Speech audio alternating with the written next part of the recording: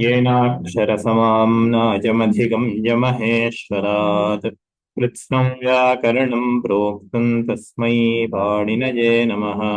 येन धौता गिरः पुंसां विमलैः शब्दवारिभिः तमश्चाज्ञानजं भिन्नं तस्मै पाणिनये नमः।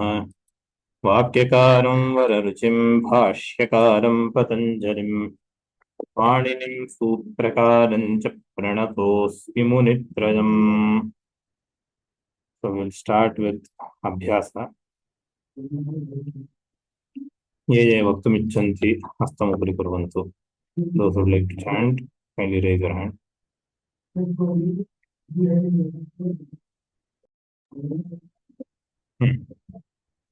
गीता कृष्णमूर्ति भगिनी भवती आदौ वदति वा? आं महोदय, अहं वदामि निश्चयेन। From 81. 81, ओके।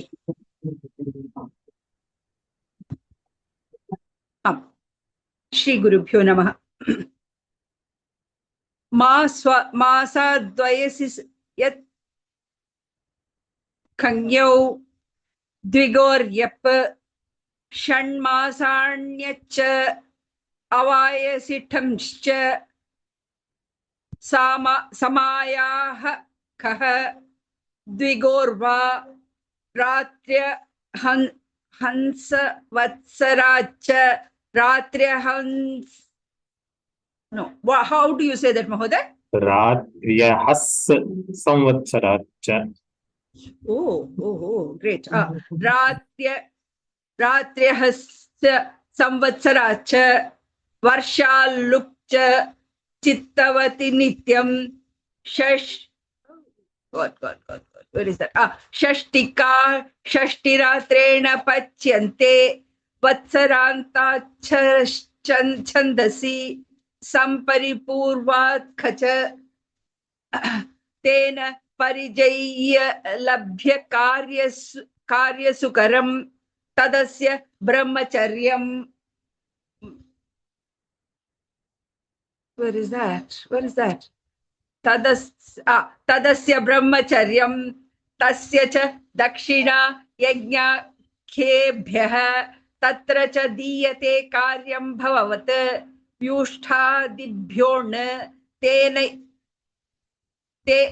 तेन यथा कथा च हस्ताभ्यां नयतौ सम्पादिनी कर्म वेशाध्यत् तस्मै प्रभवति संतापादिभ्यः योगा. धन्यवादः भगिनी. अलमलम्. धन्यवादः. शांति भगिनी. शांति राधिगोपाल. धन्यवादः महोदय. 101. नमस्कारः महोदय. नमस्ते. 101. योगाच्च कर्मण उकैं समयस्तदस्य प्राप्तं ऋतोरन् छन्दसि घस् कालाद्यत् प्रकृष्टेढैं प्रयोजनं विशाखाषाढादन् मन्थदण्डयोः अनुप्रवचनादिभ्यश्च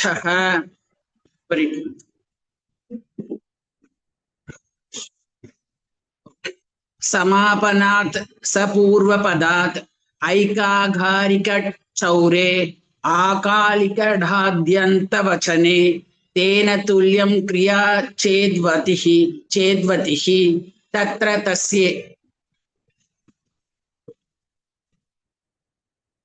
तत्र तस्येव तदर्हम् उपसर्गात् छन्दसि धात्वर्थे तस्य भावस्त्वतलौ आचत्वात् ननैं पूर्वात्. धन्यवादः. लक्ष्मी भगिनी. ह्यः अपि उक्तवती, अग्रिमं वदामि वा? अस्तु. रामकृष्णशास्त्री महोदय. नमस्कारः. ननन् पूर्वात् तत्पुरुषादचतुर संगतलवणवटयुधकतर सलसेभ्यः पृथ्वादिभ्य इमनिज्वा वर्णदृढादिभ्यष्यन् च किञ्च गुणवचनब्राह्मणादिभ्यः कर्मणि च स्तेनाद्यन्न लोपश्च सख्युर्यः कपिज्ञात्योर्ढक् पत्यन्तपुरोहितादिभ्यो यक् प्राणभृज्जातिवयो वचनोद्गात्रादिभ्योन् हायनान्तयुवादिभ्योऽण् इगन्ताच्च लघुपूर्वात् योपधाद्गुरूपोत्तमादीन् द्वन्द्वमनोज्ञादिभ्यश्च गोत्रचरणाच्छ्लाघात् कायकारतदवेतेषु होत्राभ्यश्च ब्रह्मणस्त्वः प्राक्रीताच्छताच्च सर्वभूमिसप्तनोन् मासात् तस्मै प्रभवति ननन् पूर्वात् षोडश इति पाणिनीयसूत्रपाठे पञ्चमाध्याये प्रथमः पादः। लक्ष्मी भगिनी। राम राम महोदय। मासाद्वयसि यत्संज्ञौ विगौर्यप षण्मासाण्यच्च अवयसि तञ्च समायाखः विगौर्वा रात्र्यः संवत्सराच्च वर्षाल्लुक् च चित्तवति नित्यम् षष्टिका षष्टिरात्रेण पच्यन्ते वत्सरान्ताच्छन्दसि सम्परिपूर्वात् कच तेन परिजय्य लभ्य कार्यसुकरम् तदस्य ब्रह्मचर्यम् तस्य च दक्षिणा यज्ञाख्येभ्यः तत्र च दीयते कार्यम् भववते व्युष्टादिभ्योऽन् तेन यथा कथा च हस्ताभ्यान्न यथौ सम्पादिनी कर्म वेशाध्यते तस्मै प्रभवति संतापादिभ्यः योगाच्च। धन्यवादः धन्यवादः। अनुराधा भगिनी। आचार्य नमस्कार। कुत्रतः आचार्य? 101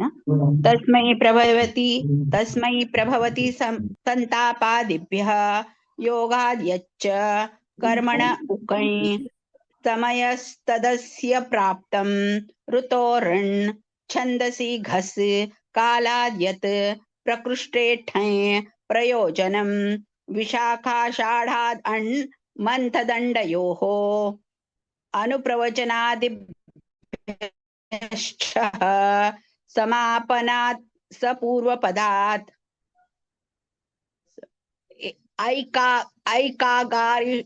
ऐकागारिकट् चौरे आकालिकडाद्यन्तवचने तेन तुल्यं क्रिया चेद्वतिः तत्र तस्यैव तदर्हम् उपसर्गाच्छन्दसि धात्वर्थेः तस्य भावस्त्वतलौ आचत्वात् किञ्चित् उपरि करोतु आचार्य। धन्यवादः आचार्य। नमस्कारः। पद्मावती भगिनी। राम राम महोदय।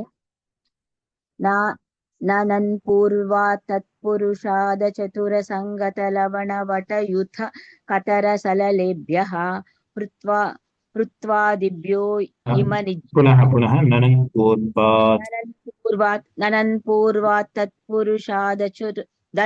ननन् पूर्वात् तत्पुरुषाद चतुरसङ्गत लवणवटयुथ कतरसललेभ्यः तत्र किमपि सम्यक् नोच्यते। सङ्गत लवण वट यूथ कत रस लसेभ्यः। कतरसललेभ्यः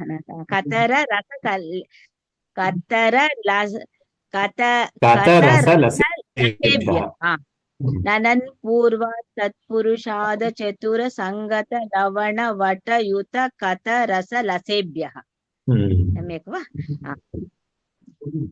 पृत्वादिभ्यो इम निज्वा ऋत्वादिभ्य इम निज्वा पृत्वादिभ्यो इम निज्वा पृत्वादिभ्य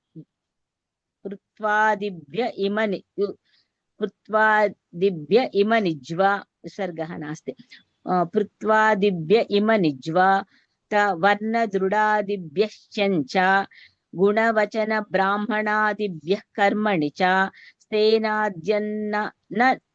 सेनाद्यन्न लोपश्च सख्युर्यः कपि ज्ञात्योर्धक्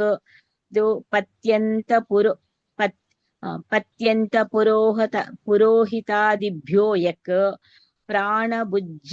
बुज्झाति वयो वचनोद्गात्रादिभ्यो हायनान्त युवादिभ्योऽणो इगन्ताच्च लघुपूर्वात् योपदाद् गुरुपोत्तमाद् मुञि द्वन्द्वमनोज्ञादिभ्यश्च गोत्राचरणाच्च श्लाघात्यकार तत वेतेषु किञ्चित् उपरि करोतु महोदय वेते गोत्राचरणाश्लाघात्यकार तदवेतेषु होत्राभ्यश्चः ब्रह्मणस्तवः प्राक्रीता च चताच्च सर्वभूमि सप्तनोइ मासा तस्मै प्रभवति ननन् पूर्वा षोडश इति पाणिनीयसूत्रपाठे पञ्चमाध्याये प्रथमः पादः। एकं क्षणं तत्र गोत्रचरणाश्लाघात्याकार तदवेतेषु गोत्रचरणाश्लाघात्याकार तदवेतेषु पुनश्च अत्र ब्रह्मणस्त्वः स्तवः नास्ति ब्रह्मणस्त्वः विसर्ग ब्रह्मणस्त्वः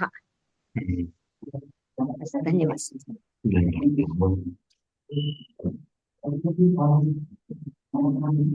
चित्रा भगिनी महोदय 81तमसूत्रतः किल आम्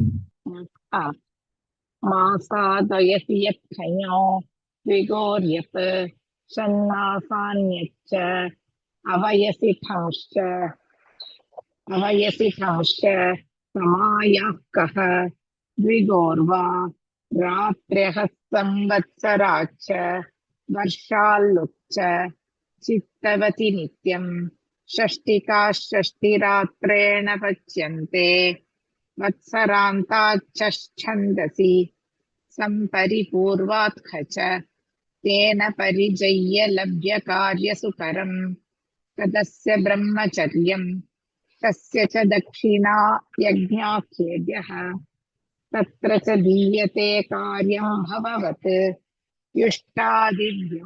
व्युष्टादिभ्योन् तेन यथा च हस्ताभ्यान्नयतौ सम्पादिनी कर्म वेशाद्यत् तस्मै प्रभवति सन्तापादिभ्यः।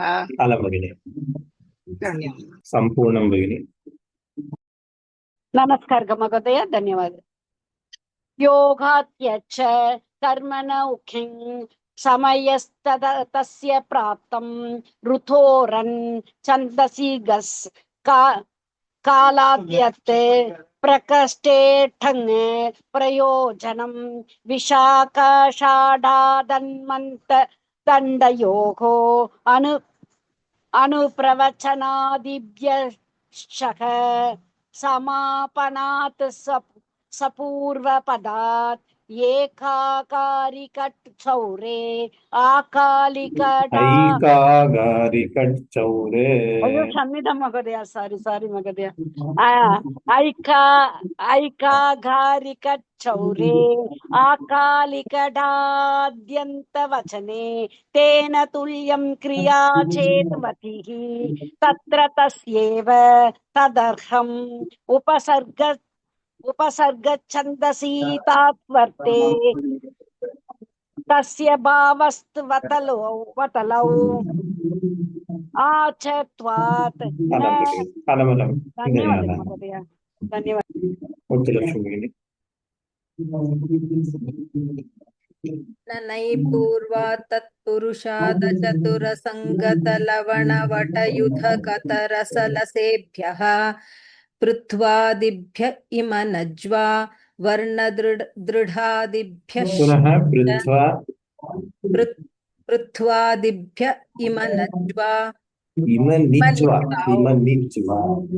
पृथ्वादिभ्य इम निज्वा वर्णदृढादिभ्यः च गुणवचन ब्राह्मणादिभ्यः कर्मणि च स्तेनाद्यन्नलोपश्च सख्युर्यः कपिज्ञात्योर्ढक प्रत्यन्तपुरोहितादिभ्यो यक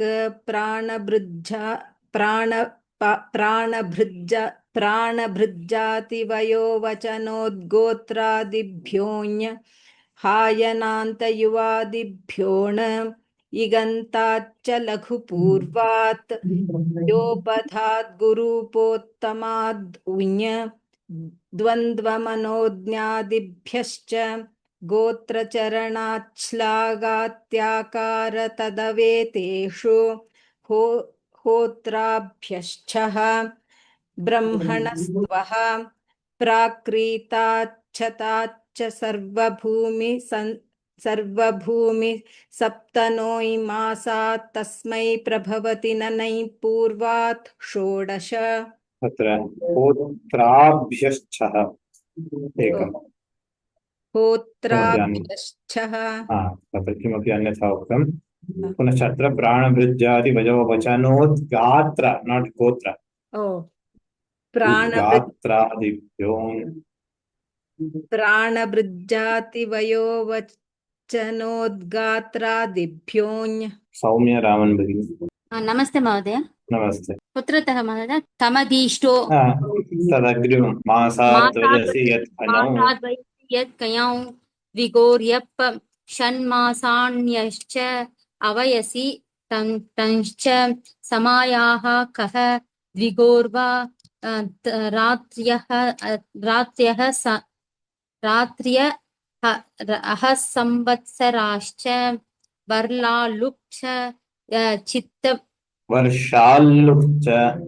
वर्षालुक्च चित्तवती नित्यं षष्टिकाः षष्टिरात्रेण पच्यन्ते वत्सरान्ताच्छन्दसि सम्परिपूर्वात् च तेन परिजय्यलभ्य कार्यसुकरं तदस्य ब्रह्मचर्यं तस्य च दक्षिणा यज्ञाख्येभ्यः तत्र च दीयते कार्यं भववत्। किञ्चित् उपरि महोदय। युष्टादिभ्योन् तेन यथा कथा च हस्ताभ्यां नयतौ सम्पादिनी कर्मवेशाद्यत् तस्मै प्रभवत्। धन्यवादः। देवव्रत राम राम महोदय। योगाद्यच्च कर्मण उकन्य समयस्तदस्य प्राप्तं ऋतोरण छन्दसि घस् कालाद्यत् प्रकृष्टेठन्य प्रयोजनं विशाखाषाढामन्थदण्डयोः अनुप्रवचनादिभ्यश्चः समापनात् सपूर्वपदात् एकागारिकट् चौरे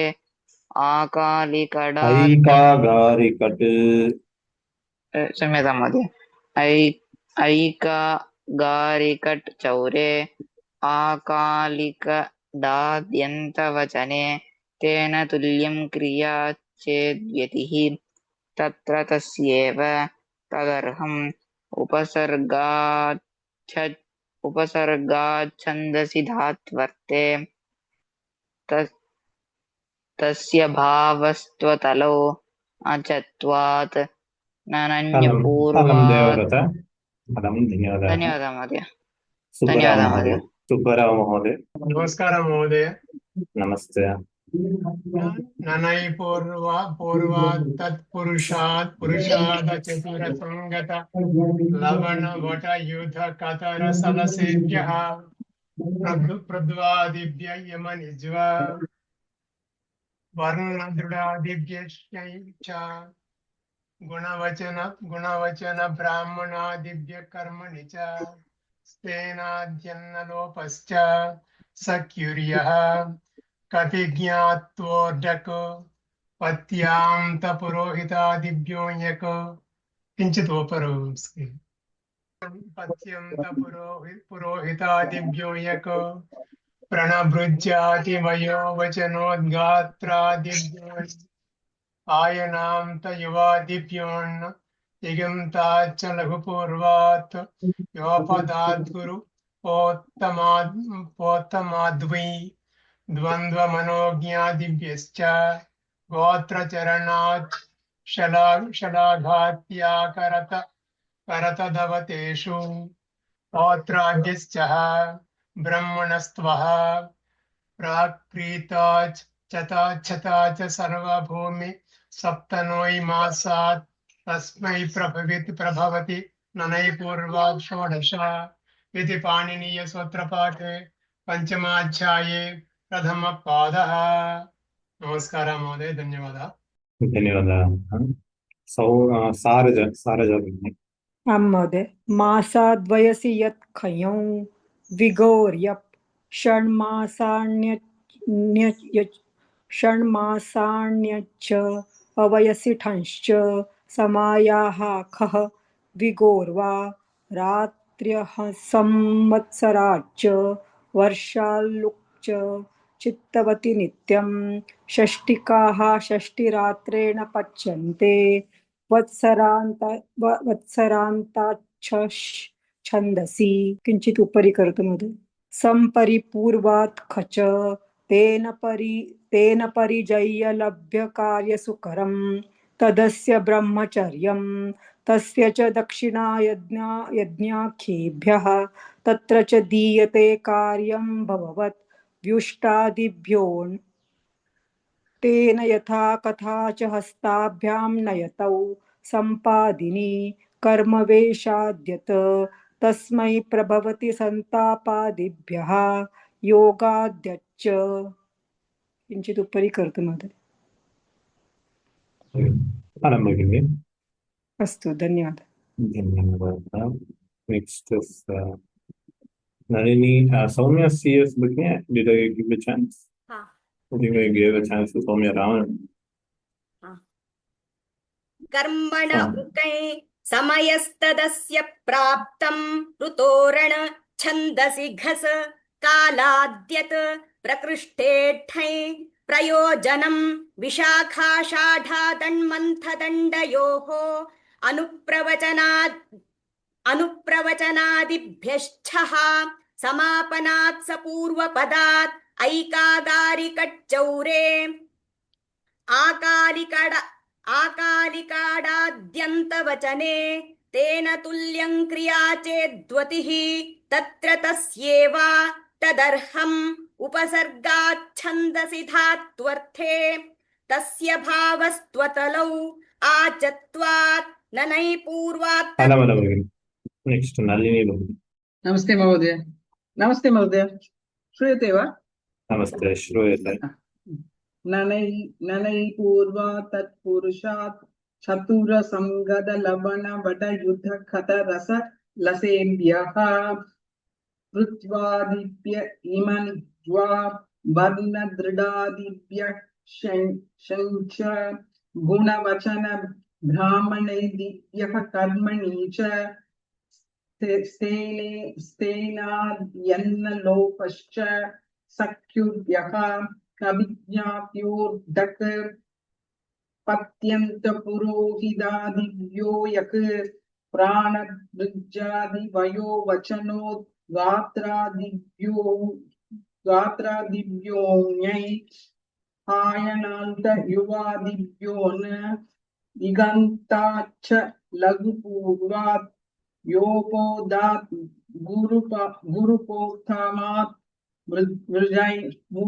भुजै द्वन्द्व मनोज्ञादिभ्यश्च गोत्रचरणश्लाघा त्याकार तद्वेदेषु पोत्राभ्यश्च ब्रह्मणस्त्व स्तुवः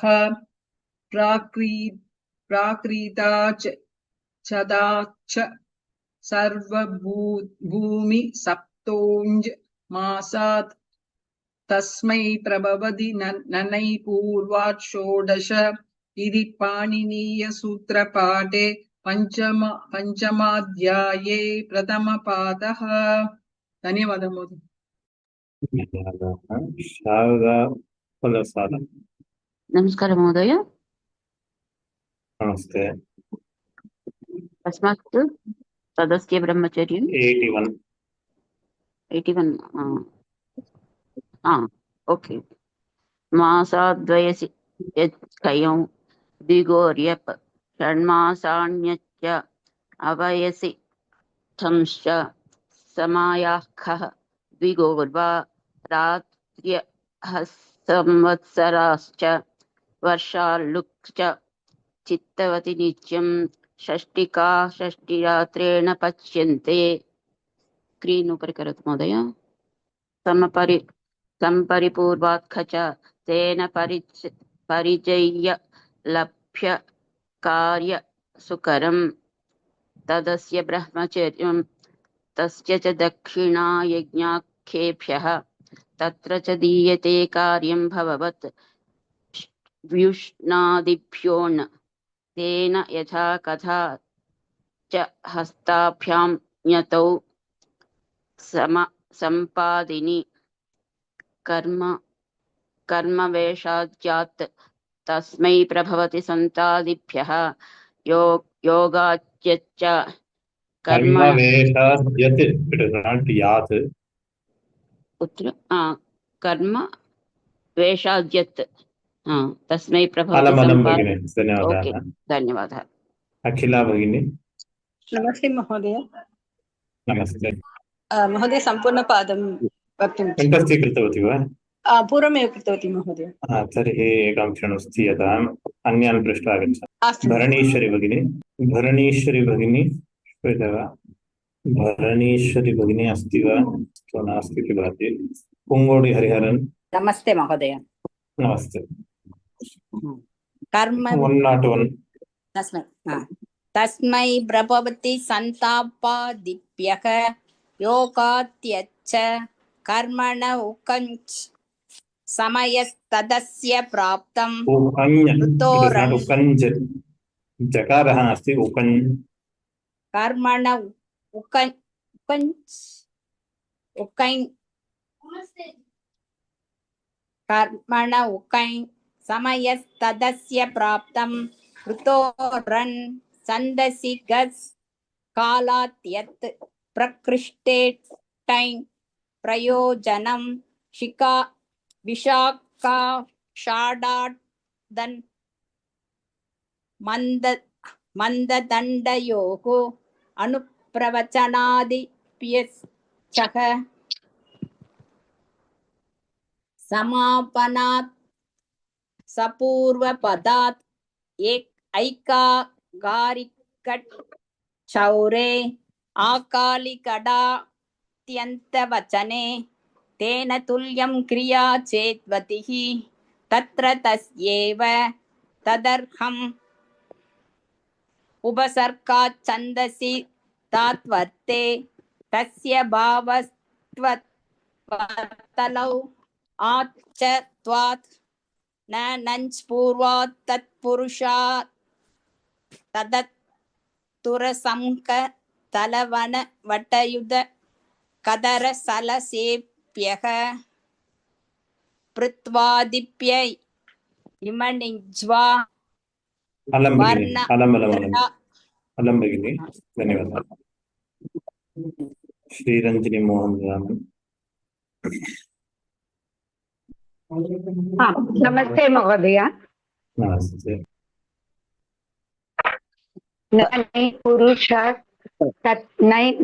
पुरुषात् तत्पुरुषाद चतुर अंगल लवण वटयुध कथ रस लसेभ्यः पृत्वादिभ्यः इमानि ज्वा वर्णदृढादिभ्यः यञ्च गुणवचन ब्रह्मणादिभ्यः कर्मणि च तेनाद्यन्न लोपश्च सख्युर्यः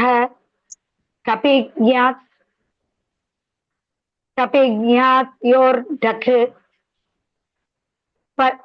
पत्यन्तपुरोहितादिभ्यो यक् प्राणभृज्जादिवयो वचनोद्गात्रादिभ्यो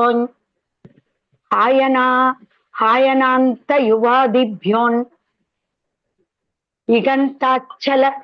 इगन्ताच्च लघुपूर्वात् योपदाद् गुरूपोत्तमाध्वन् द्वन्द्वमनोज्ञादिभ्यश्च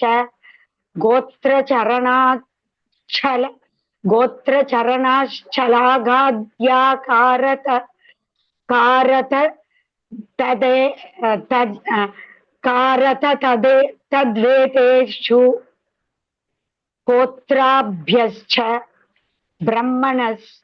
ब्रह्मणस्त्वः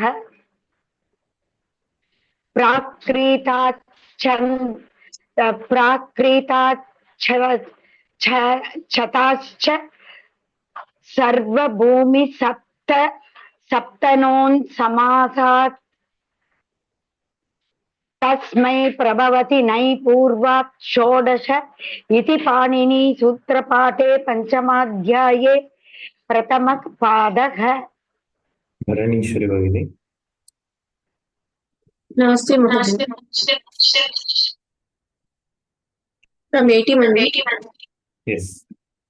Masad vayasi yadayam.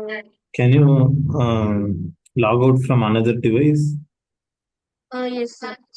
Because the current cut off, no?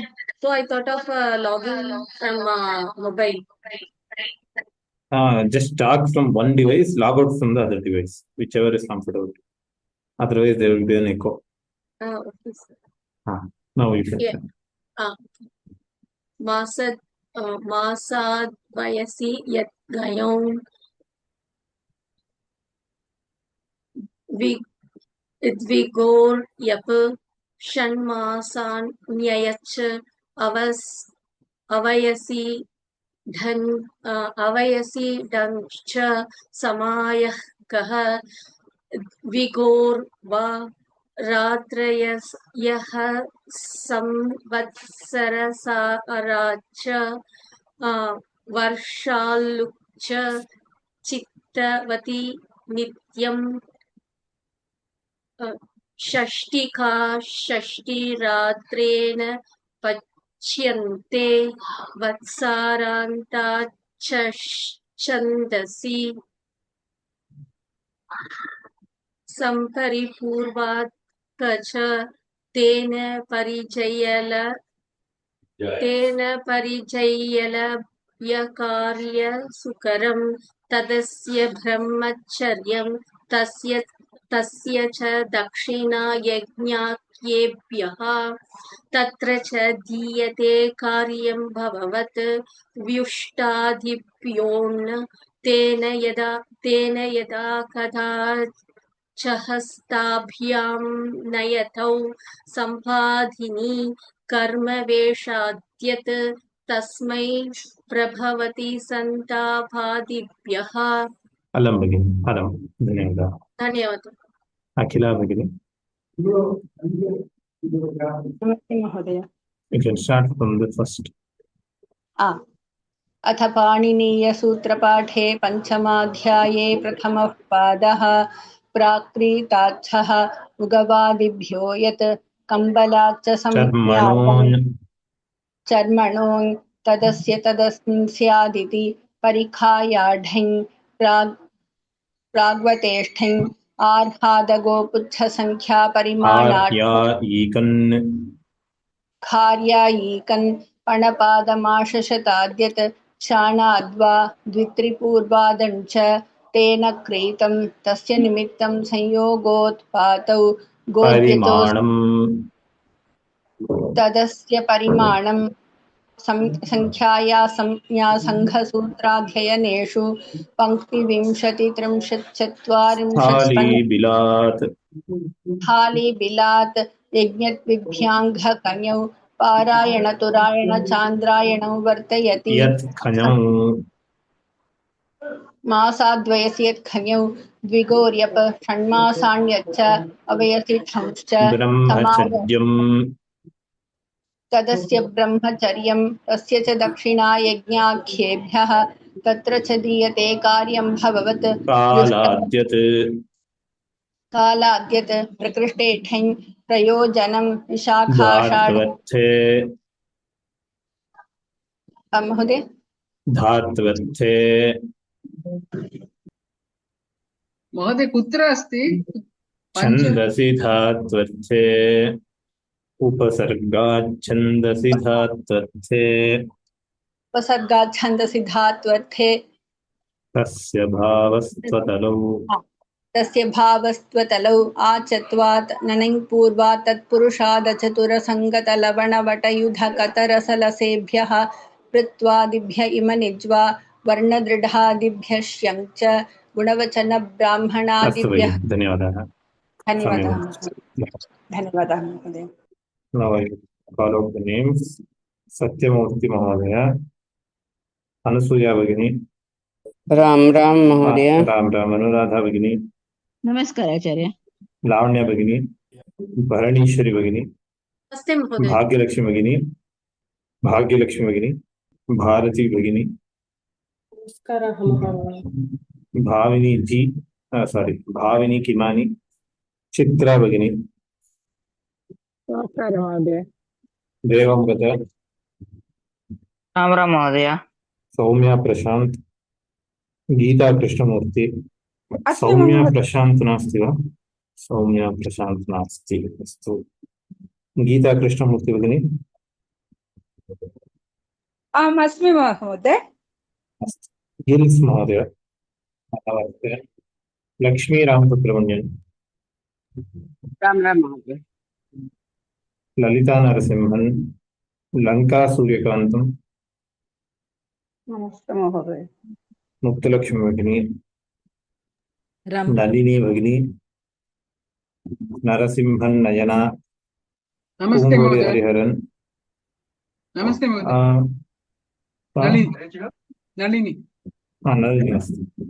प्रगति, नमस्ते महोदय. प्रत्यभिज्ञा, नमस्ते प्रत्यभिज्ञा भगिनी. Can you show your video? 1 minute महोदय. Turn on the video. I will go to the next name. Namaste. नमस्ते. Namaste. Tripura Sundari Bhagini. Ramakrishna Shastri Mahodaya. Tripura Sundari Bhagini नास्ति वा? Tripura Sundari Bhagini अद्य नास्ति. Okay. Ramakrishna Shastri Mahodaya. Yes Venkataraman. नमस्कारं. Yes. Ramakrishna शास्त्री महोदय नमस्कारम. S Venkataraman. अखिला भगिनी. सागर हेगड़े महोदय. सागर हेगड़े. नमस्ते महोदय. नमस्ते. सागर हेगड़े. संपूर्णम भगिनी. महोदय. नमस्कार महोदय. नमस्कारः. संध्यालो पद्मावती भगिनी. शारदा गोपालन. अस्मि महोदय. सारजा भगिनी. शांति राजगोपालन. नमस्ते महोदय. शारदा देवी कलगुंटा. शारदा देवी अस्ति वा? शीतल श्यामला राजीव. श्यामला भगिनी अस्ति वा? I don't think I saw you today. Selja Venkataraman. Sneha अस्ति वा? स्नेहा. सोनिया भगिनी. नमस्ते. Namaste. From past 2 classes, I think you didn't come, right? No, only yesterday. Only yesterday. Yes. Okay. Soumya CS. Ram Ram महोदय. श्रीकृति नारायण कुत्र स्तः? नमस्ते। श्रीरंजनी मोहन रामन, श्रीविद्या बालकृष्णन, सुब्बलक्ष्मी अस्ति वा? राम राम। सुब्बलक्ष्मी नास्ति। सुब्बराव महोदय, नमस्कार सुचित्रा महोदय, दे, हरि ओम। नमस्कार। हरि ओम। नमस्ते। सुचित्रा, सुजाता, सुशीला सुब्रमण्यन भगिनी, नमस्कार नमस्कार। स्वस्ति देवर्षि जी, नमस्ते। नमस्ते। उमा अवधानी, राम राम। वनजा हरि ओम। नमस्ते। वेंकटरामन शिवसुब्रमण्यन, विहान, राम राम महोदय। जीवी अय्यर महोदय, विश्वनाथ, राम राम महोदय। राम राम। हेमा यलवर्ति, महोदय सम्यक्ताम् अहं वेतुण्डरामन्। हरि ओम महोदय। हरि ओम महोदय। हरि ओम महोदय। हरि ओम। नमस्कार I महोदय। think I was left out. I called your name, Sriranjani भगिनी। नमस्कार महोदय। नमस्कार। अहम् अन्म्यूट् कर्तुं न शक्नोमि। अस्तु। Now we will have the teaching.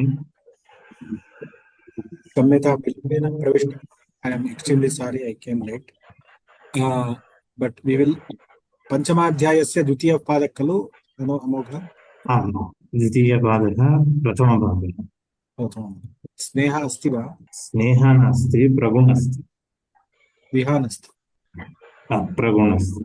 Vihaan प्रगुण वा? क्लास कृत अक्षरसमान्याय अधिगम्य महेश्वरो कृष्णं व्याकरणं तस्मै पवनीय। अथ पाणिनीयसूत्रपाठे पञ्चमाध्याये द्वितीयः पादः। अथ पाणिनीयसूत्रपाठे पञ्चमाध्याये द्वितीयः पादः। अथ पाणिनीयसूत्रपाठे पञ्चमाध्याये द्वितीयः पादः। धान्यानां भवने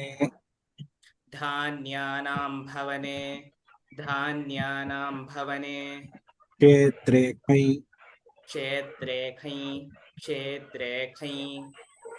व्रीहिशाल्योर्ढक्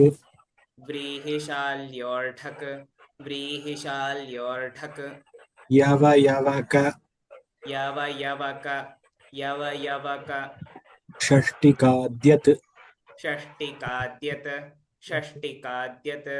विभाषातिलमाशो मा भङ्गाणुभ्यः विभाषातिलमाश उमा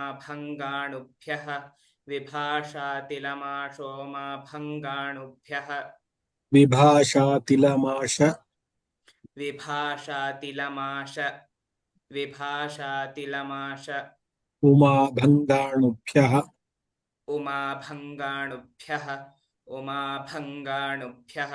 सर्वचर्मणः कृतः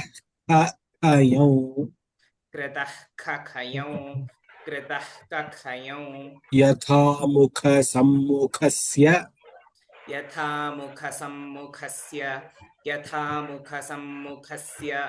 दर्शनः खः तत्सर्वादेः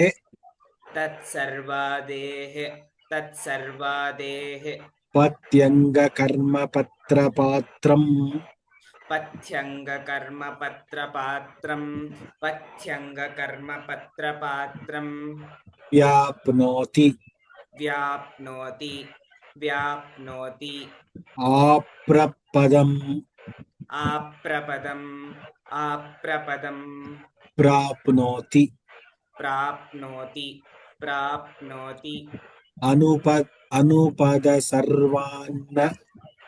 अनुपद सर्वान् अनुपद सर्वान् अयानयम्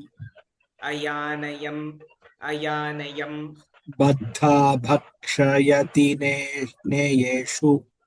बद्धा भक्षयति नेयेषु बद्धा भक्षयति नेयेषु परोवर परम्पर पुत्र पौत्रमनुभवति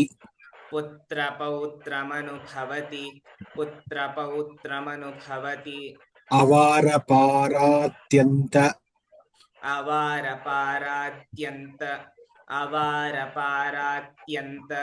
अनुकामङ्गामी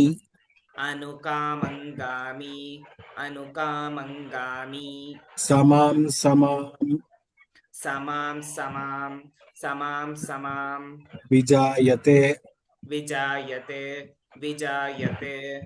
अद्यश्वीना अवष्टब्धे आगवीनः अनुग्वलङ्गामी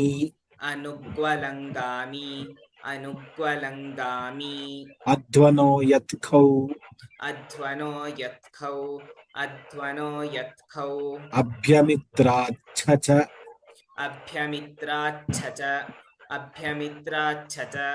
गोष्ठात् खै भूतपूर्वे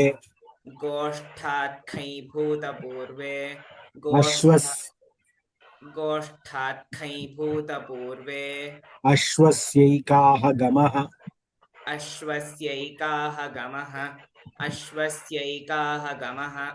शालीनकौपीने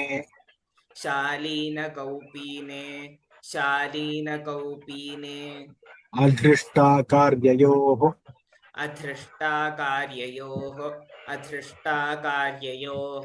व्रातेन जीवति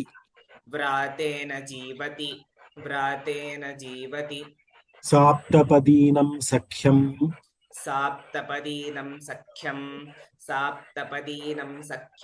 हय्यङ्गवीनं संज्ञायां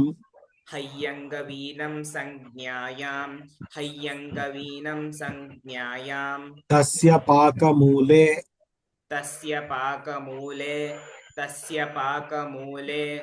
पील्वादि कर्णादिभ्यः कुणब्जाहचौ पक्षातिः तेन वित्तश्चुञ्चुप् चणपौ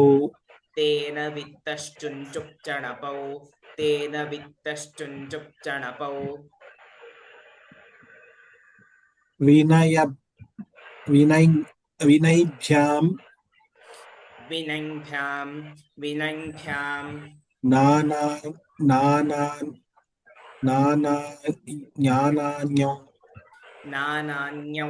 नानान्यौ न सह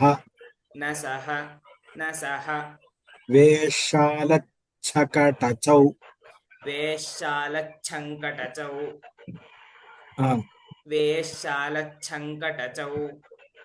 सम्प्रोदश्चकटच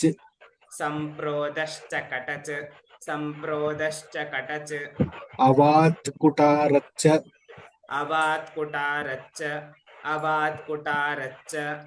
न ते नासिकायाः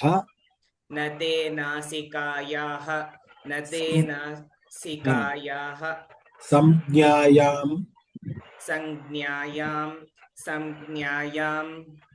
टीटैनाटज्भ्रटचः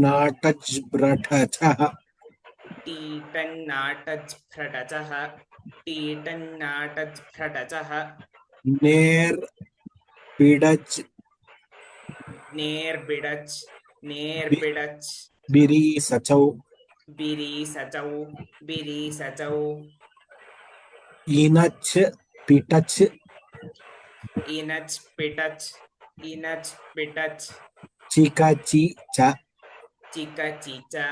चिकचिच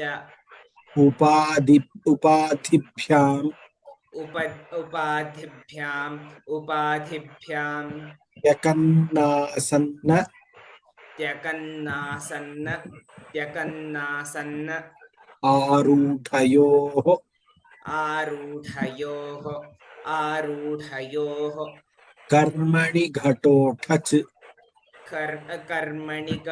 कर्मणि घटोठच कर्मणि घटोठच तदस्य संजातं तदस्य संजातं तारकादिभ्य तारकादिभ्य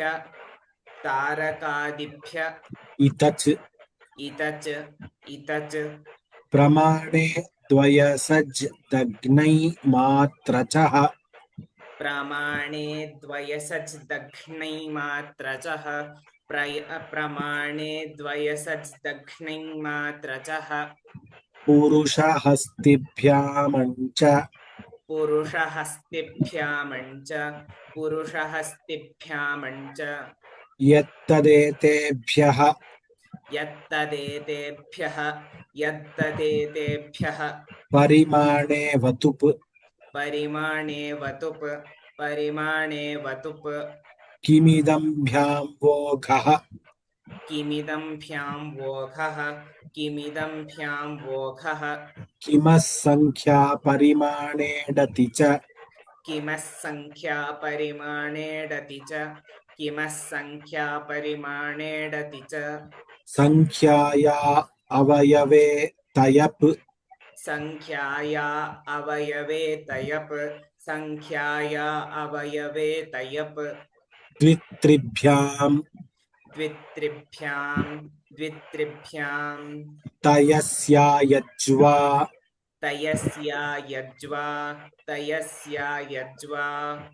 उभादुदात्तो नित्यम् उभादुदात्तो नित्यम् तदस्मिन्नधिकमिति तदस्मिन्नधिकमिति दशान्ताड्डः दशान्ताड्डः शदन्तविंशतेश्च शदन्तविंशतेश्च संख्याया गुणस्य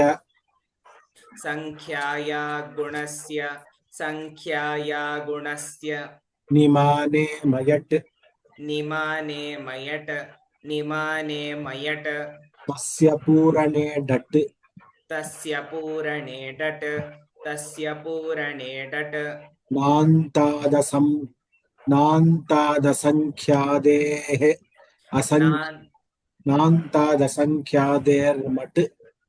नान्तादसंख्यादेर्मट्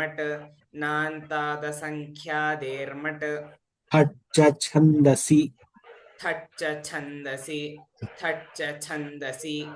षट् कतिकतिपय चतुरान्थुक् बहुपगणसङ्घस्य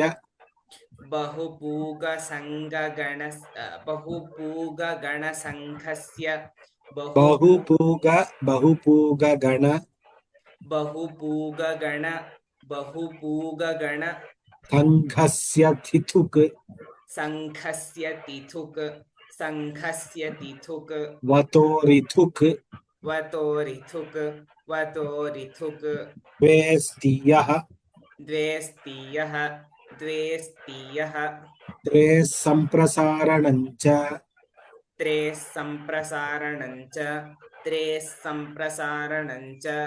विंशत्यादिभ्यः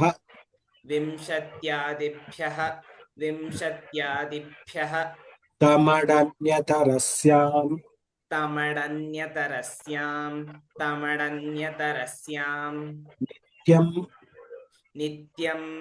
नित्यम् शतादिमासार्धमास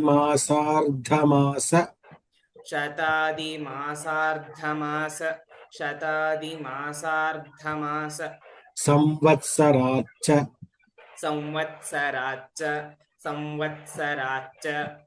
षष्ट्यादेश्चासंख्यादेः षष्ट्यादेश्चासङ्ख्यादेः षष्ट्यादेश्चासङ्ख्यादेः मतौ छस्सूक्तसाम्नोः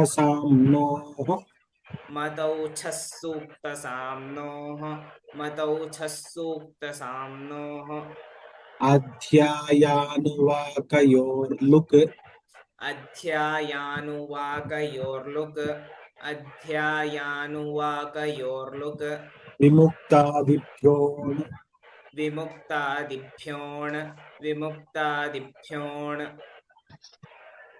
येनाक्षरसमाम्नायमधिगम्य महेश्वरात् कृत्स्नं व्याकरणं प्रोक्तं तस्मै पाणिनये नमः। लोकात् समस्ताः सुखिनो भवन्तु. See, we cannot stop at 70 because 20 we are doing. Either we have to take it till 80 or stop at 60, because only 140 sutras are there in this pada. So we stopped at 60. Next set will be 80. Dhanyavadaha. We will meet tomorrow. ಧನ್ಯವಾದः ಮಹೋದಯ. ಧನ್ಯವಾದः ಮಹೋದಯ. Tomorrow there is no class. Happy Varamahalakshmi. Happy Varamahalakshmi Parva for everybody.